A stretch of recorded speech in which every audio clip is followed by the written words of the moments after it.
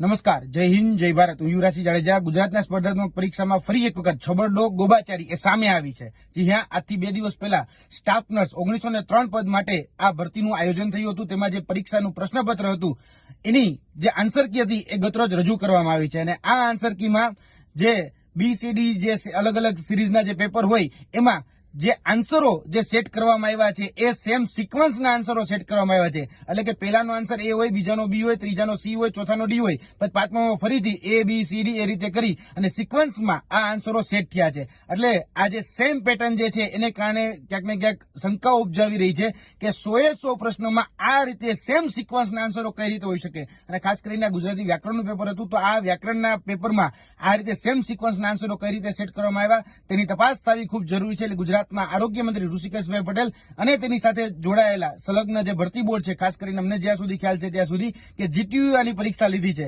તો આ બંનેની તપાસ થવી ખૂબ જરૂરી છે કે ભાઈ સેમ સિક્વન્સમાં આન્સરો કેમ સેટ થવામાં આવ્યા. કેમ કે આ દેખીતી નજરે કોઈ પ્રયોગ કે કોઈ સંયોગ નથી. કેમ કે જો પ્રયોગ કે સંયોગ હોય તો આટલા બધા આન્સરો સેમ સિક્વન્સમાં કે સેમ પેટર્નમાં સેટ થયેલા ન હોય, પરંતુ અહીંયા ક્યાંક સુનિયોજિત રીતે ગોઠવણ થયેલી હોય એવું અમને સ્પષ્ટ લાગ્યું છે. સુનિયોજિત રૂપનું કાવતરું હોય એવું સ્પષ્ટ અહીંયા દેખાઈ રહ્યું છે. કારણ કે ભૂતકાળમાં આજથી 10 વર્ષ પહેલા એક ભરતી કૌભાંડ થયું હતું 2014માં રેવન્યુ ક્લાર્કનું. એ રેવન્યુ ક્લાર્કનું જે ભરતી કૌભાંડ હતું જેમાં કહેવામાં આવ્યું હતું કે ભાઈ તમારે જે સિરીઝ છે એમાં બધી જ જગ્યાએ BBB આન્સર ટીક કરીને આવવાનો છે અને તમે બધા પાસ થઈ જશો. અને એમાં થયું પણ એવું કે મોટાભાગના લોકો જે B આન્સર ટીક કરીને આવ્યા એ પાસ પણ થઈ ગયા. તો સેમ એવી જ કંઈક પેટર્ન એ અત્યારે પણ સામે આવી છે. તો આની તપાસ થવી ખૂબ જરૂરી છે. અને અમારા જે સિલેબસ હોય એમાં રિઝનિંગ આવતું હોય છે. રિઝનિંગમાં પણ કહેવાય કે લોજિકલ મેથ્સ, તો એમાં પણ એક વખત આપણે પેટર્ન ખ્યાલ આવી જાય ને તો મોટાભાગના આપણે રિઝનિંગના જે આન્સરો જે છે એ બહુ આસાનીથી સોલ્વ કરી દેતા હોઈએ છે. તો આમાં પણ